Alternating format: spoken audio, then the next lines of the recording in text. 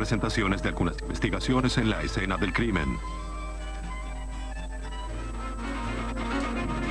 Un hombre desaparecido emerge de un pantano en Texas. Adherido a su pecho hay un escalofriante registro de sus últimos minutos. Los patrulleros tejanos esperan que ayude a descifrar el caso de un doble homicidio.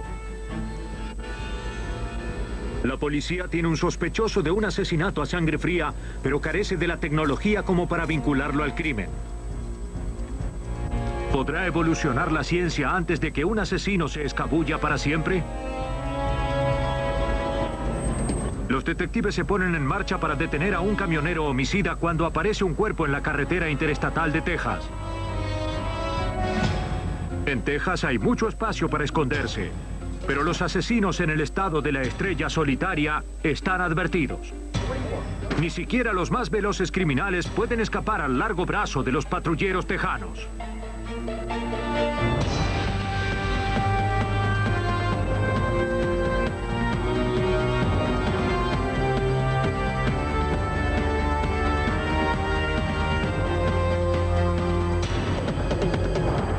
Los nuevos detectives. Casos estudiados por la ciencia forense. Hoy presentamos Patrulleros Tejanos. Los patrulleros tejanos fueron llamados el 27 de julio de 1982 por un auto abandonado en una remota acequia de drenaje cerca de Santa Rosa. Su interior había sido incendiado. Un chequeo de las placas mostró que el automóvil estaba registrado a nombre de Billy Staton, quien junto a su novia Letty Castro había desaparecido 10 días antes. Los patrulleros necesitaban desesperadamente esta primera pista del caso.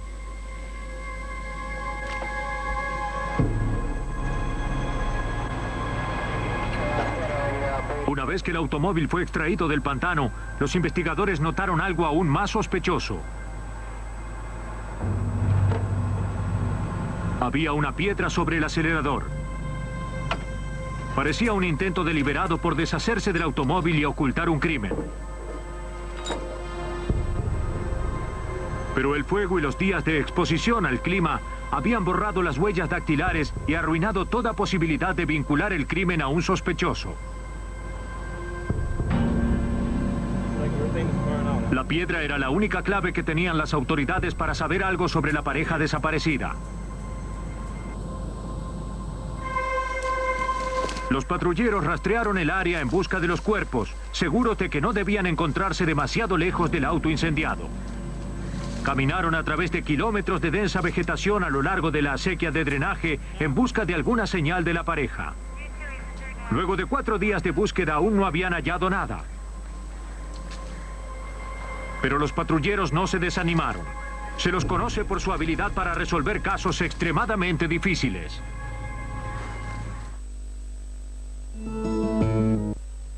Los patrulleros tejanos fueron organizados en 1823 por Stephen Austin para proteger de los indígenas a los primeros colonos.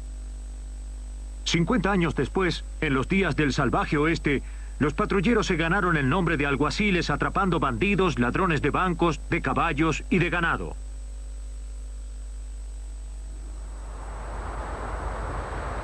Actualmente, los patrulleros son más tenaces que nunca.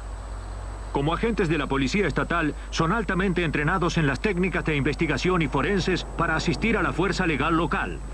Los patrulleros tejanos abordan solo los casos criminales más importantes y complejos.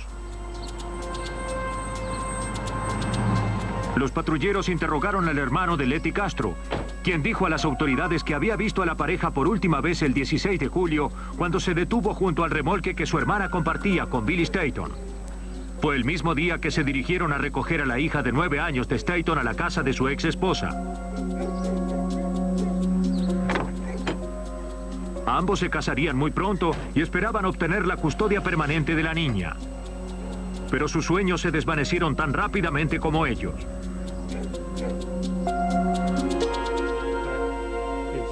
Los patrulleros también supieron por el hermano de Letty Castro de la desagradable batalla de los Staton por la custodia. Billy Staton tenía el derecho a recoger a su hija fin de semana por medio. Su ex esposa, Jerry, no respetaba la orden. Se originaban situaciones muy perturbadoras. Al investigar a la ex esposa de Staton, los patrulleros descubrieron que Jerry y su nuevo esposo, Paul Wolf, se habían mudado al día siguiente de la desaparición de Billy Staton y Letty Castro. Cuando los patrulleros los hallaron, sostuvieron que Staton jamás se presentó para recoger a su hija. George, fue bueno verte. Lo mismo digo, adiós.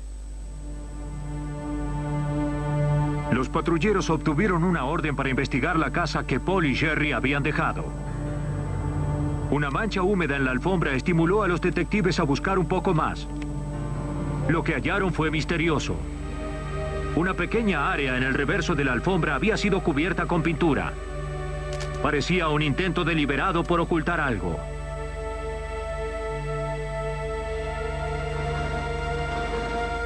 Se enviaron al laboratorio algunas secciones de la alfombra para que los técnicos las analicen. Los agentes examinaron la alfombra. Para evitar destruir cualquier posible evidencia, quitaron parte del residuo con un hisopo. Luego se le agregó un químico que cambia de color en presencia de sangre. El examen dio positivo. La sangre era humana. Debido a las limitaciones tecnológicas en 1982 y a la contaminación por la pintura, no se pudo determinar a quién correspondía la sangre. Pero se descubrió que la alfombra contenía mucha. Y alguien había trabajado para ocultarla. Luego de una minuciosa revisión de la casa, los investigadores descubrieron pequeñas gotas de sangre en los muros y cortinas. Se recogieron muestras para enviar al laboratorio. Si alguna vez los cuerpos fueran encontrados, podrían ser comparados los tipos de sangre. Definitivamente algo había sucedido en la casa. Pero la evidencia más importante se encontró fuera de la casa.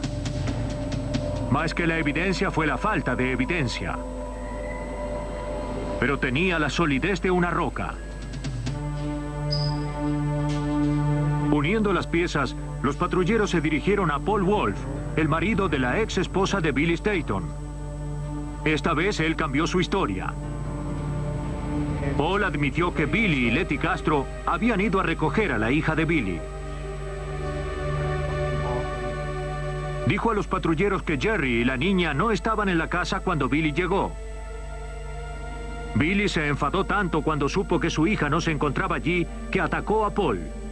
Paul intentó defenderse y accidentalmente mató a Billy con una barra de metal. La novia de Billy, Letty, escuchó ruidos y entró corriendo. Cuando vio a Billy sobre el piso cubierto de sangre, atacó a Paul. Una vez más, Paul Wolf dijo que la golpeó para defenderse, matándola también accidentalmente.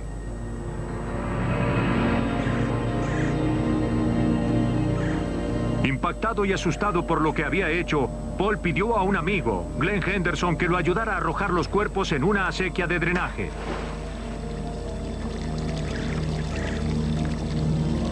Para librarse del automóvil de Billy, llevó consigo una gran roca para apoyar sobre el acelerador, esperando que el auto se sumergiera en la acequia.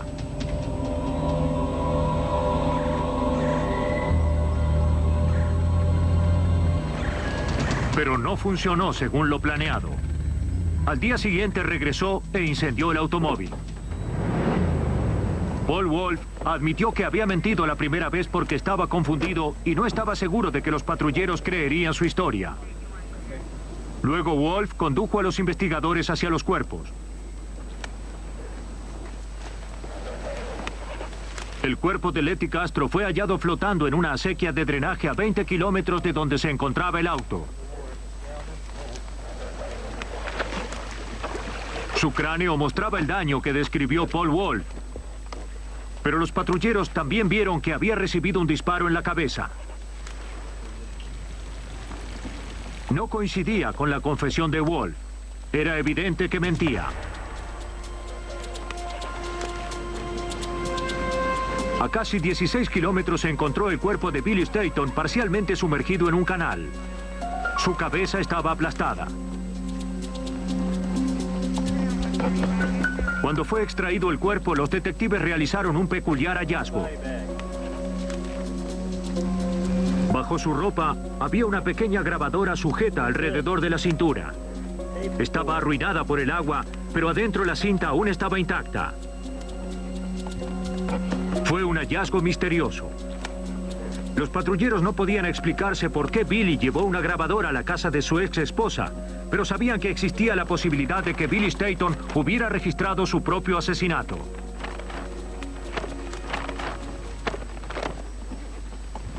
Los patrulleros tejanos creían que la pista que cerraría su caso estaba adherida al cuerpo de Billy Staton. La grabadora hallada en la víctima fue tratada con sumo cuidado. Días de agua y lodo habían arruinado la mayor parte del mecanismo. Pero el analista de la escena del crimen, Joe Marchand, confiaba en salvar la cinta. La evidencia más importante que habíamos encontrado era la grabadora que tenía Bill Staton. Retiramos la cinta, llamamos al laboratorio del FBI y preguntamos qué debíamos hacer.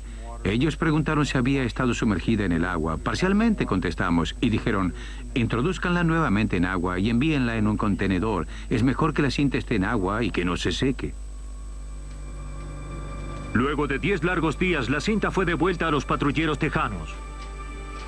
El FBI había hecho lo posible para salvar lo que estaba registrado, pero aún no se sabía si contenía algo vital para el caso. A los segundos de escucharla se oyeron perfectamente los sonidos de Billy Staton siendo brutalmente asesinado. Por un momento... Los investigadores regresaron con la grabación nuevamente a la escena del crimen para vincular con precisión los acontecimientos con el sonido. Midieron las distancias y registraron los sucesos que se correspondían a los sonidos de la cinta. La sangre hallada en la casa correspondía a Billy Staton. Ahora los patrones de la sangre revelarían más sobre la historia. Todas las manchas de sangre sobre el muro tenían pequeñas gotas como lágrimas. Al estudiar y medir esas gotas, los examinadores pudieron determinar exactamente en qué ángulo había llegado la sangre. La grabación ayudó a que pudieran establecer dónde se encontraba Billy en el momento en que fue golpeado. La cinta reveló a los investigadores qué sucedió aquella tarde con exactitud. Billy Staton llegó a la casa y se lo invitó a entrar. Billy está aquí. En la cinta se oyeron claramente a Jerry Wolf y a su hija refutando el testimonio de Paul, que dijo que no estaban en casa cuando llegó Billy. Los detectives descubrieron que tan pronto como llegó Billy, Wolf sacó los residuos de la casa. Pero era solo una excusa para salir. Realmente quería ver si Billy había venido con Letty. Y necesitaba buscar la barra que había escondido antes.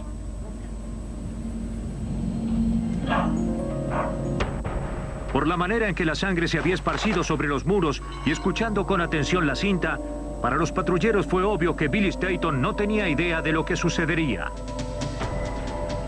Estaba sentado, esperando pacientemente cuando Paul Wolf lo golpeó. El cómplice de Wolf, Glenn Henderson, había estado escondido en otra habitación. Una vez que su víctima se desplomó en el suelo, ambos salieron para asesinar a Letty, que esperaba en el auto.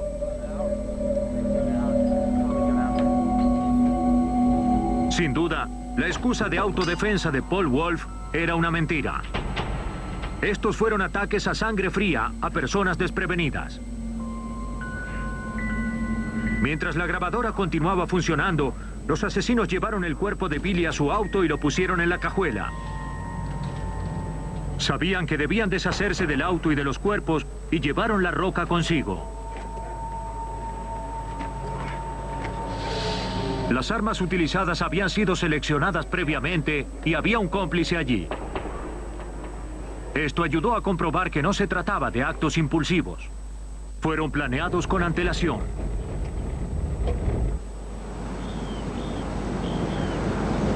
Por supuesto, lo que no planearon fue que el crimen sería registrado en una cinta.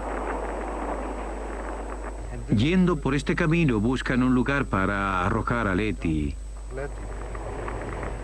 Se pueden oír las rocas que golpean la camioneta, ya que conducen a baja velocidad. Wolf halló una zona apartada cerca de una acequia de drenaje a pocos kilómetros de la casa. Glenn Henderson lo siguió en su camioneta. El lugar se encontraba lejos del camino y el césped estaba lo suficientemente alto como para ocultar un cadáver. Pero algo estaba mal. Letty Castro aún estaba viva. Los asesinos, sin embargo, estaban preparados para ese obstáculo. En la cinta se oye un solo disparo, luego unos gritos y algo inaudible. Luego se escucha que la puerta del vehículo se cierra y este arranca. Aproximadamente 30 segundos después, la cinta se acaba. Por alguna razón decidieron no arrojar ambos cuerpos en el mismo lugar. Dejaron a su siguiente víctima a 14 kilómetros por la carretera. El auto fue dispuesto como Wolf había descrito. El trabajo pesado ya estaba hecho. De regreso en la casa tenían que hacer una gran limpieza. En el poco tiempo que habían dejado a su víctima dentro luchando por su vida, se había esparcido mucha sangre sobre la alfombra. Los conspiradores tuvieron que alquilar una lavadora de alfombras para cubrir sus huellas. Pero incluso eso no fue suficiente. La sangre se había filtrado a través de la alfombra manchando el reverso. En un intento por ocultarlo, pintaron sobre las manchas. Para escapar del crimen, los Wolf se mudaron de la casa al día siguiente de los asesinatos.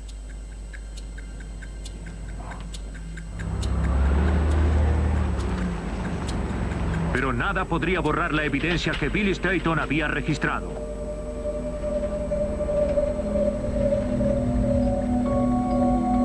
Los patrulleros descubrieron que Billy llevaba la grabadora por consejo de su abogado. Él quería registrar la pasmosa confrontación y el comportamiento malicioso de Jerry, esperando que eso lo ayudara a obtener la custodia de su hija. Sin embargo, registró su propio asesinato.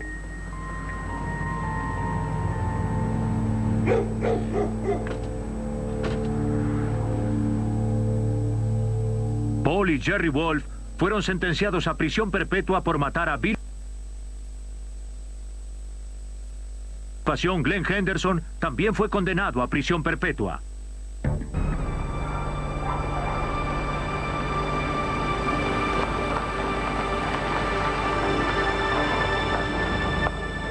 Era la mañana del 22 de enero de 1988, cuando los patrulleros tejanos fueron convocados a una apartada granja en el condado de Burleson. Los habían llamado para encontrar a una mujer mayor que vivía sola. Los vecinos no lograban comunicarse con ella por teléfono y estaban preocupados de que le hubiera sucedido algo. Estaban en lo correcto. Lydia Schumacher, de 72 años, había sido asesinada. Dentro, los patrulleros descubrieron una horrorosa escena. Schumacher yacía parcialmente desnuda sobre su cama. Las sábanas estaban ensangrentadas. Había sido golpeada y luego asfixiada hasta morir. Se pidió al laboratorio criminal de los patrulleros tejanos de Austin que inspeccionaran la casa en busca de evidencia. Estaba claro que alguien había forzado la puerta trasera y parecía que faltaban algunas joyas. Aparentemente, la señora Schumacher había sorprendido al ladrón.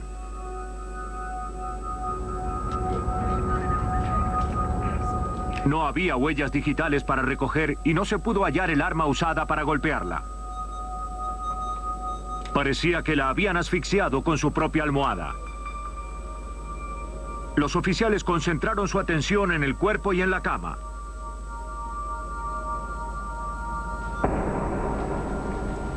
La seróloga Donna Stanley, experta en evidencia biológica, examinó la escena del crimen y halló indicios de que la víctima había sido violada.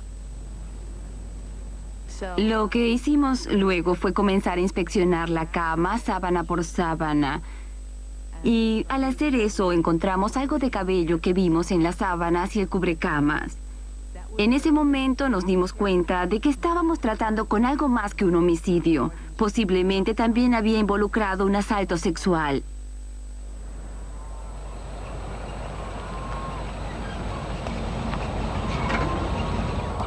Para localizar al asesino, los patrulleros comenzaron a interrogar a la gente de la zona en busca de información.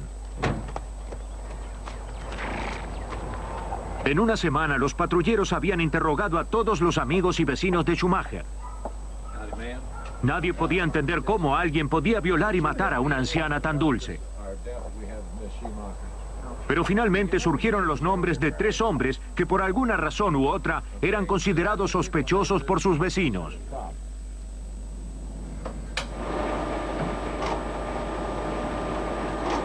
Los detectives preguntaron a estos hombres si estaban dispuestos a someterse a un examen poligráfico. Uno a uno fueron llevados a la estación y conectados a la máquina y se les preguntó directamente si habían asesinado a Schumacher o si conocían al asesino.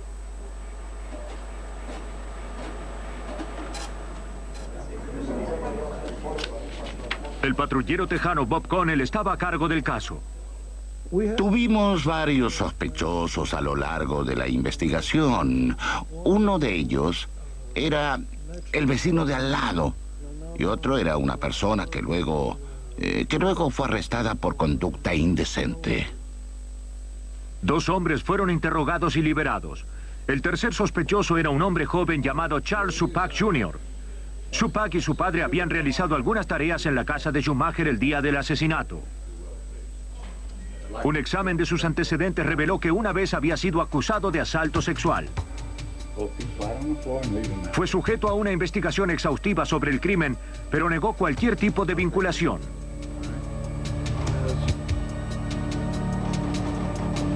El polígrafo confirmó que Supak decía la verdad. Los 3 sospechosos pasaron el examen y los patrulleros estaban ahora con las manos vacías. Sin otras pistas, todo lo que podían hacer era trabajar con lo que tenían hasta el momento. En el laboratorio criminal de Austin, Donna Stanley y sus colegas examinaban la evidencia biológica dejada por el violador.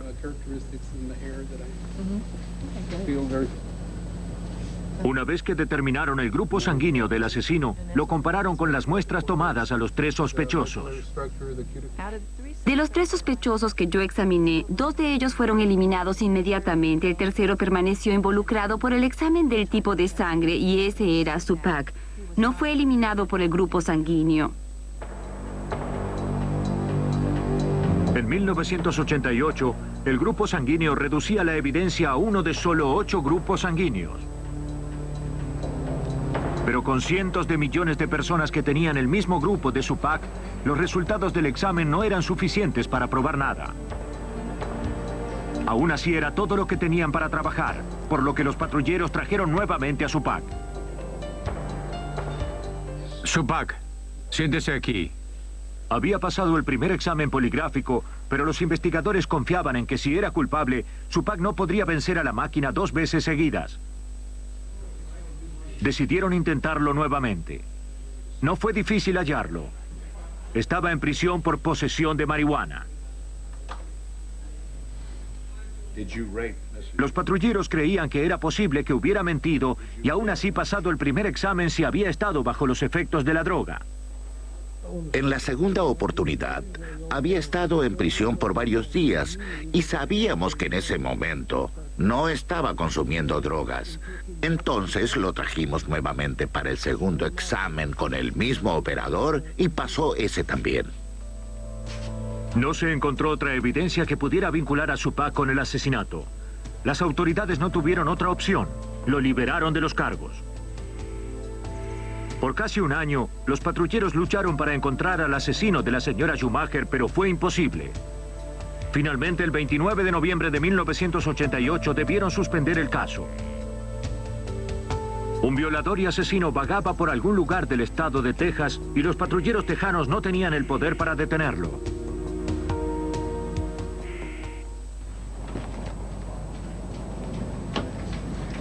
Habían pasado 3 años desde que Lydia Schumacher había sido brutalmente violada y asesinada. El único sospechoso estaba libre de todo cargo y los expedientes del caso descansaban sobre un estante. Pero hacia 1991 la ciencia había avanzado como para justificar otra revisión al caso. Necesito este archivo. Las primeras comparaciones hechas entre el cabello del sospechoso, Charles Suppak, y los fluidos corporales hallados en la escena del crimen no habían sido concluyentes. Los examinadores forenses habían hecho todo lo posible. Pero desde la investigación inicial se había desarrollado un nuevo método revolucionario para analizar el ADN. Se llama PCR y permite a los científicos obtener el ADN de pequeñas muestras como un simple cabello o una mancha de sangre, algo que no se podía hacer antes. Pero luego de cerrarse el caso, el alguacil Connell se retiró y el patrullero tejano, Ray Kaufman, tomó su lugar. Kaufman aprobó la investigación posterior de la evidencia y rápidamente reabrió el caso. Muy bien, gracias. En el momento en que me involucré en el asesinato, sabía que el análisis de ADN avanzaba cada vez más para individualizar a los sospechosos, y yo creía que el análisis de ADN ayudaría a resolver este caso. La evidencia preservada fue enviada a un laboratorio genético. Los patrulleros interrogaron nuevamente a los vecinos y familiares, esperando reunir más información sobre Charles Suppak. Pronto descubrieron cosas sobre el sospechoso que no sabían antes. Hechos horrorosos que generaron más sospechas que nunca en las autoridades. Los vecinos dijeron que Suppak tenía una reputación inquietante. Se decía que tenía hábitos sexuales inusuales que incluían el contacto con animales.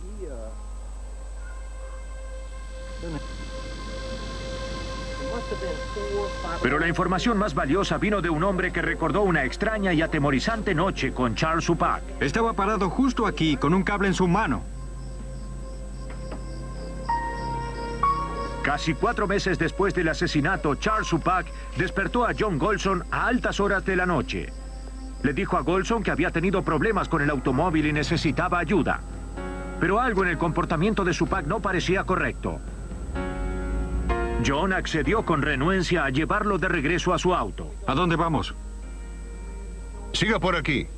Mientras conducía sin rumbo para encontrar el auto, el recelo de Golson se convirtió en temor. Suppak había insistido en sentarse justo detrás suyo y pasó todo el viaje enrollando inútilmente un cable alrededor de su mano.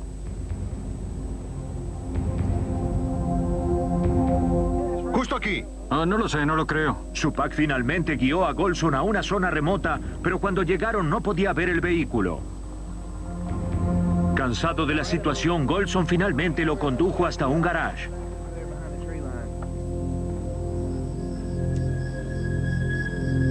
Cuando Golson regresó a su casa, aún se sentía nervioso. Junto a su esposa, inspeccionó el lugar y descubrió que su línea telefónica había sido cortada.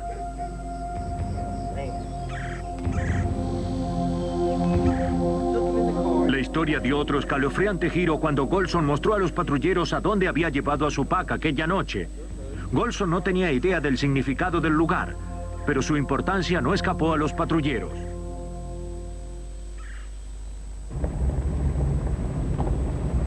El viaje de Golson con Suppak hizo creer a los patrulleros que su viejo sospechoso sabía más sobre el asesinato de Schumacher que lo que había admitido.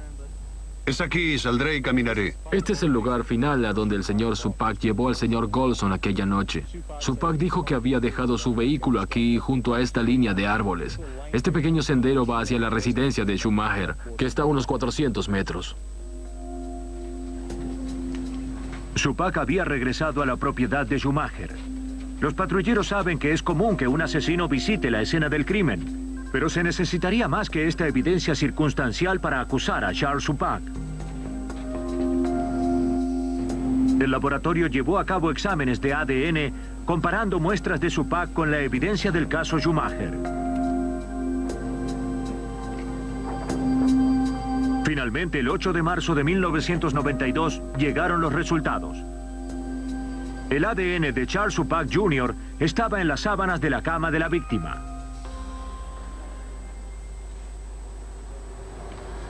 La información actualizada finalmente dio a los patrulleros tejanos la evidencia que necesitaban para arrestar al hombre del que habían sospechado por más de 5 años. Esta vez se encontraba en una prisión del condado de Texas por el robo de un vehículo. Frente a la innegable evidencia de ADN, Šupak admitió haber violado y asesinado a Lydia Schumacher.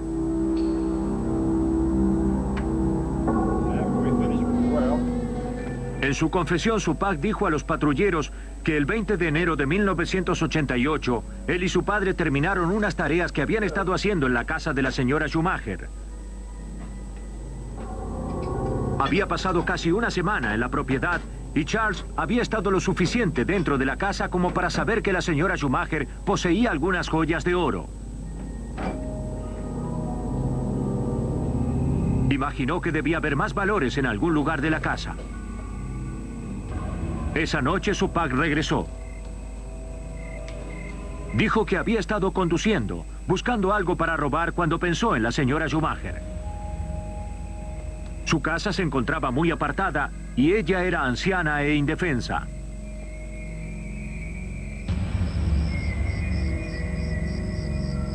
La casa estaba en silencio cuando llegó e ingresar fue fácil. Aquel día había dejado un tubo de metal en el lugar. Ahora era una herramienta perfecta y pronto sería un arma perfecta. Una vez dentro, miró a su alrededor.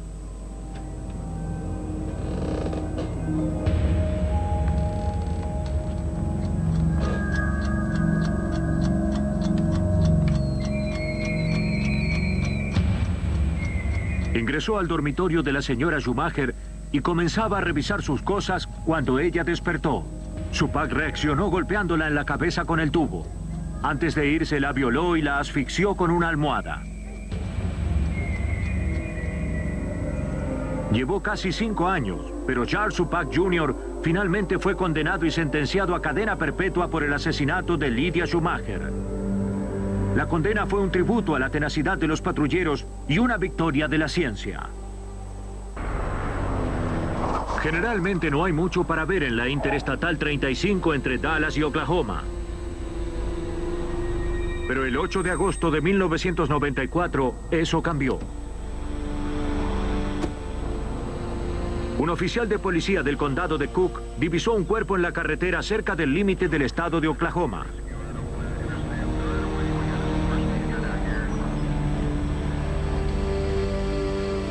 Cuando los patrulleros tejanos llegaron al lugar, hallaron el cadáver de un hombre blanco de unos 30 años. Había sido apuñalado varias veces en el pecho, cuello y rostro. Alrededor de su cuello tenía un cordón. Había un calcetín dentro de su boca. A juzgar por el estado del cuerpo, parecía haber sido arrojado de un vehículo en movimiento.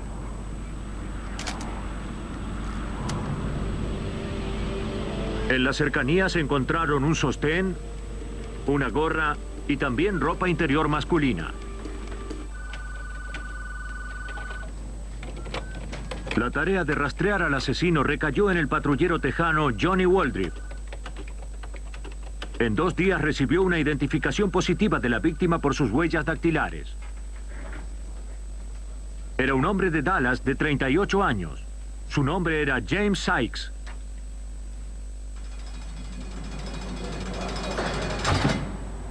Sykes frecuentaba gente ruda. Cuando los oficiales rastrearon a su mejor amigo, Murray Bracken, se encontraba en la prisión del condado de Dallas por posesión de drogas y se convirtió en el primer sospechoso para los patrulleros.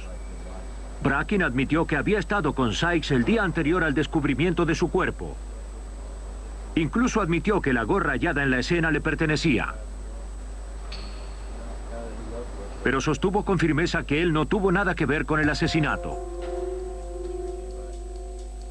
Bracken detalló que él y Sykes habían estado festejando en un motel cuando conocieron a un conductor de camiones y a su novia. Hombre, mira quién habla sobre soportar el licor. Los 4 consumieron las drogas de Bracken y al finalizar la fiesta pidieron al conductor de camiones que pagara su parte. El conductor no tenía dinero consigo, pero dijo que podía conseguirlo. James Sykes fue con la pareja para asegurarse de que no escaparían. Eso fue el 7 de agosto. Murray envió a Sykes con el camionero para cobrar el dinero. El conductor, por alguna razón desconocida, dejó su billetera con su licencia de conducir a Bracken y le dijo: soy de Ada, Oklahoma, soy conductor de camiones, debo estar en Phoenix en un par de días. Esto es de buena fe. Te dejaré mi billetera para demostrarte que regresaré con el dinero.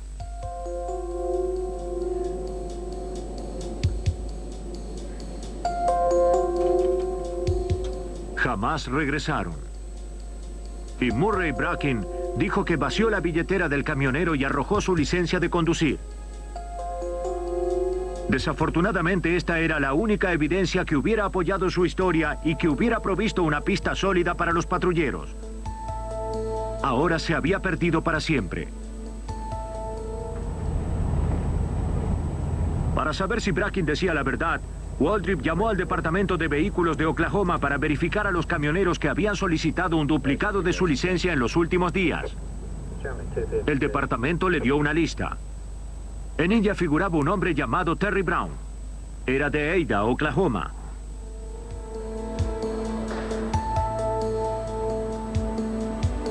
Los registros policiales revelaron que Brown había sido detenido por violar una señal poco antes del asesinato.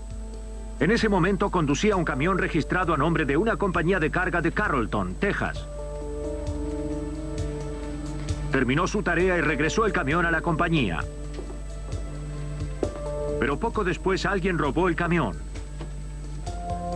Brown fue arrestado 2 días después por conducir el camión robado, pero fue liberado bajo fianza.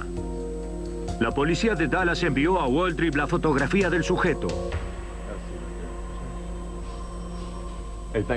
Los patrulleros insertaron la fotografía, entre otras, y le pidieron a Murray Bracken que las viera.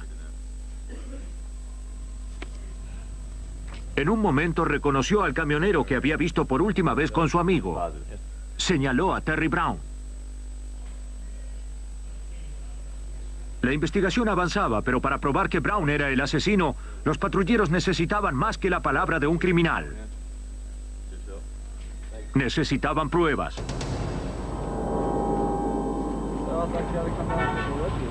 La compañía de carga estaba feliz de recuperar su camión robado. Pero ahora representaba la evidencia principal de un crimen. Coincidía con la descripción que Bracken había dado a las autoridades y éstas comenzaban a creer que se trataba del camión donde James Sykes había dado su último paseo. Se pidió al laboratorio criminal de la policía de Dallas que investigara el vehículo en busca de cualquier señal que indicara que la víctima había estado dentro. Los patrulleros sabían que Brown había estado en la cabina. Lo habían arrestado allí. Los registros del camión mostraron que estuvo conduciendo por trabajo hasta el 6 de agosto. Poco después de esto regresó y robó el camión. La compañía reportó su pérdida y fue recuperado el 8, el mismo día en que fue hallado el cuerpo. Todo indicaba que Terry Brown era el asesino, pero Brown estaba prófugo. Nadie sabía dónde estaba. El equipo examinó la cabina y el camastro en busca de pistas. Encontraron lo que buscaban. En la parte trasera, los investigadores hallaron unas pequeñas manchas que parecían de sangre. Un examen cuidadoso reveló aún más sangre bajo el colchón. Pudieron determinar rápidamente que era sangre humana. Los detectives estaban seguros de que un examen posterior revelaría que era la sangre de James Sykes. La evidencia fue envasada y enviada al laboratorio para un examen de ADN. Los patrulleros confiaban en que estaban sobre las huellas del hombre responsable de las brutales puñaladas.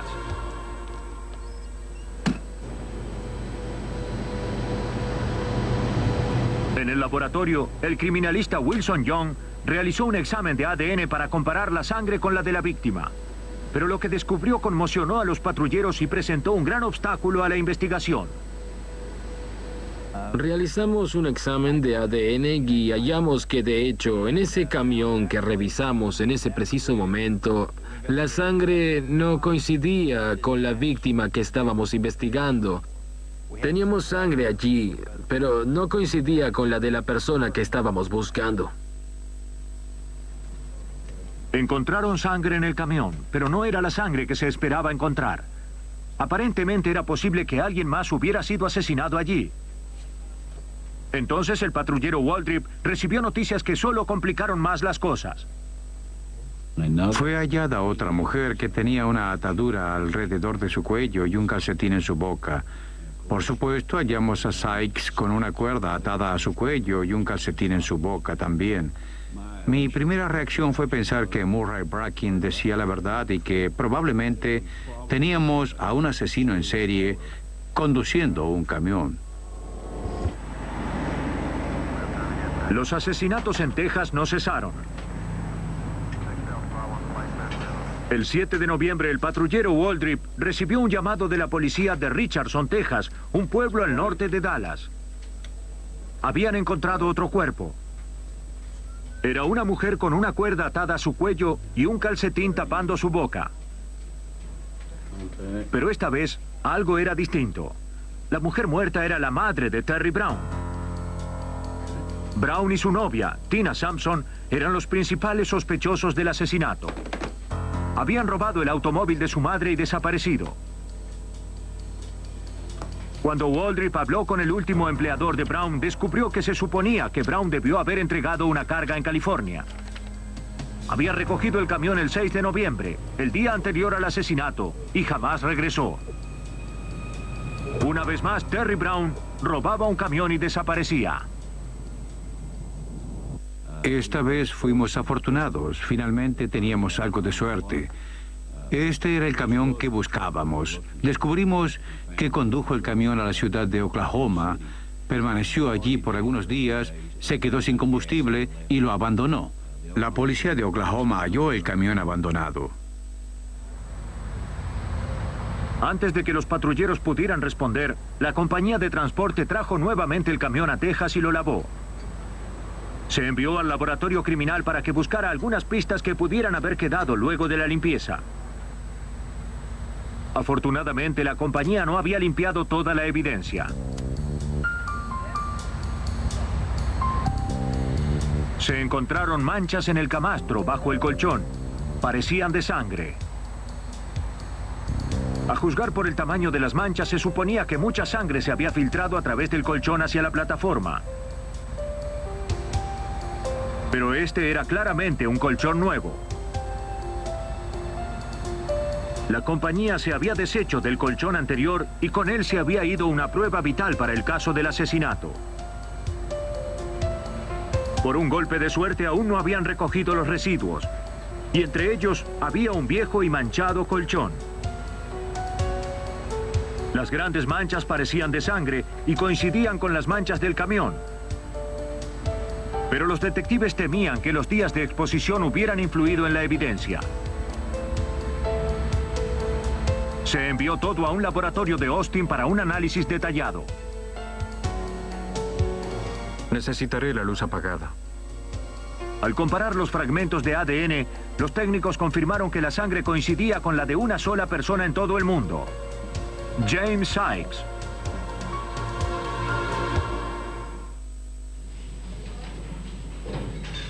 Encontraron a Terry Brown y a Tina Sampson al día siguiente. La policía de Dallas atrapó a la pareja en el auto robado de la madre de Terry Brown, dirigiéndose hacia el este. Fueron separados e interrogados. Una vez que presentaron la evidencia ante la pareja, los investigadores pudieron finalmente oír la verdadera historia de lo que le sucedió a James Sykes. Intentó violar a Tina y ella lo amenazó con un cuchillo. Para asegurarse de que le pagarían lo que debían, Sykes se había ido con ellos a reunir el dinero. Brown condujo hasta una parada de camiones y le dijo a Sykes que esperara en el camión mientras buscaba el efectivo. Pero Sykes se impacientó y decidió cobrarse de otra manera. De acuerdo a los asesinos, se dirigió hacia atrás y le pidió sexo a Tina Sampson.